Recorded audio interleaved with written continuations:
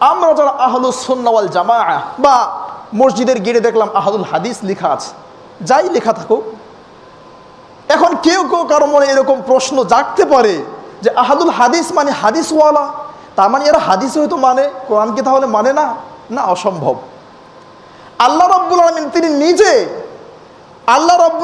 নিজেই তার কালামে মাজিদের 23 নম্বর পারার 20 নম্বর পৃষ্ঠা 3 নম্বর লাইন সূরা জুমারের 23 নম্বর আয়াত, সূরা জুমারের 23 নম্বর আয়াতে আল্লাহ বলছেন আল্লাহু নাজ্জালা আহসানাল হাদিস, আল্লাহ উত্তম হাদিস নাজিল করেছেন। এই হাদিস দ্বারা কোরআনকে বোঝানো হয়েছে। সম্মানিত মুসল্লিবৃন্দ, হয়তো বলবেন আপনি ব্যাখ্যা করছেন, না আমি না। তাফসীর ইবনে কাসির খুলেন, খণ্ড নম্বর 7 পৃষ্ঠা নম্বর 91, 7 নম্বর খণ্ডের 91 নম্বর পৃষ্ঠা।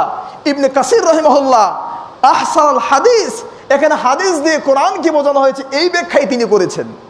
তাহলে যারা আহলুল হাদিস তারা কোরআন থেকে বাহিরে নয়, তারা কোরআন থেকে দূরে নয়, তারা কোরআন এবং সুন্নাহ দুটোকে মিলিয়ে আমল করার চেষ্টা করে। আল্লাহ আমাদের সকলকে এই বিষয়গুলো সহজে বোঝার তৌফিক দিক। আল্লাহুম্মা আমিন।